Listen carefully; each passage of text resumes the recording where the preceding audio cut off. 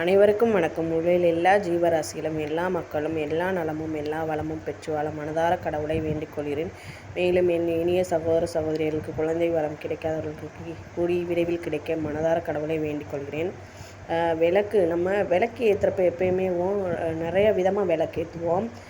அதில் பஞ்சதீப விளக்கேற்றுறது எவ்வளோ நல்லது அப்படின்றது தான் நான் இன்றைக்கி உங்ககிட்ட பகிர்ந்துக்கிற போகிறேன்.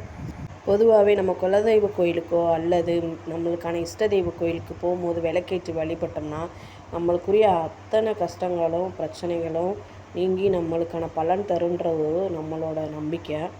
மேலும் இறையருள் துணையாக நிற்கின்றது ஐதீகம். அப்படி எவ்வளோ பெரிய கடுமையான பிரச்சனை இருந்துச்சுனாலுமே 5 தீபம் 3 தீபம் எண்ணெயில் விளக்கேற்றி வச்சா வழிபட்டோம்னா எல்லாமே நம்மளுக்கு கைக்கூடி வரும், பிரச்சனையெல்லாம் நீங்கும் அப்படின்றது ஐதீகம். அதை அதனால் என்ன பயன்கள் கிடைக்கின்றதை தான் நம்ம இப்போ பார்க்க போகிறோம். பௌர்ணமி கழித்து வரும் தேய்பிரை அஷ்டமியில், கார்த்திகை மாதம் வரும் அஷ்டமியில் போது பஞ்ச எண்ணெயில் தீபம் போட்டு பைரவரை வழிபடணும் அப்படின்னு சொல்கிறாங்க. 5 தீபம் அப்படின்றப்ப 5 வகை எண்ணெயை கொண்டு தான் தனித்தனியாக போடுவாங்க அப்படின்னு சொல்லுவாங்க. தனித்தனியாக நம்ம எடுத்து போடுறதா இருந்தால் ஒவ்வொரு அகல் விளக்குலையும் ஒவ்வொரு எண்ணெயை ஊற்றி நம்ம போடணும். அதாவது ஒரு அகலில் நல்லெண்ணெய், இன்னொரு அகலில் அகல் விளக்கில் இழுப்பெண்ணெய், இன்னொன்றில் விளக்கெண்ணெய், இன்னொன்றில் தேங்காய் எண்ணெய், அப்புறம் பசுநெய் ஊற்றி சாமியை அதுவும் பைரவ சாமியை வழிபடணும் அப்படின்னு சொல்கிறாங்க. அகலில் திரிமுகம் நேராக பைரவரை பார்த்து ஏற்றி வச்சு அகல் விளக்கை நேராக வச்சு கும்பிடணும் அப்படின்னு சொல்கிறாங்க.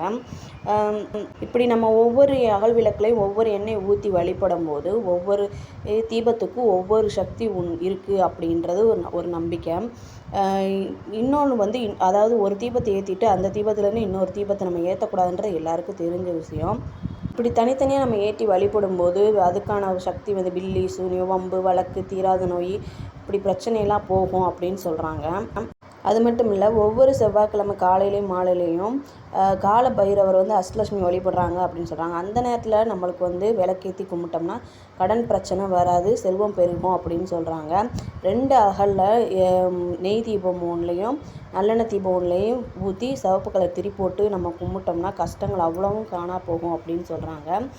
நவகிரகங்கள் தோஷம் விலக விநாயகர் சதுர்த்தி அன்னைக்கு அல்லது ஞாயிற்றுக்கிழமை 3 அகலில் தேங்காய் எண்ணெய், அதாவது 3 அகல் ஏற்றணும், தேங்காய் எண்ணெய் நல்லெண்ணெய் பசுநெய் ஊற்றி தனித்தனியாக வழிபட்டால் நவகிரகங்கள் தோஷம் போகும் அப்படின்னு சொல்கிறாங்க.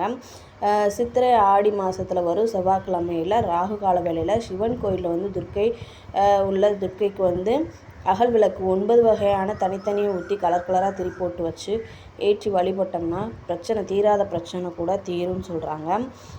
கண்டிப்பாக மனசார நம்ம ஏற்றி வழிபட்டு வந்தோம்னா நல்லது நடக்கும் அப்படின்னு சொல்கிறாங்க. நன்றி.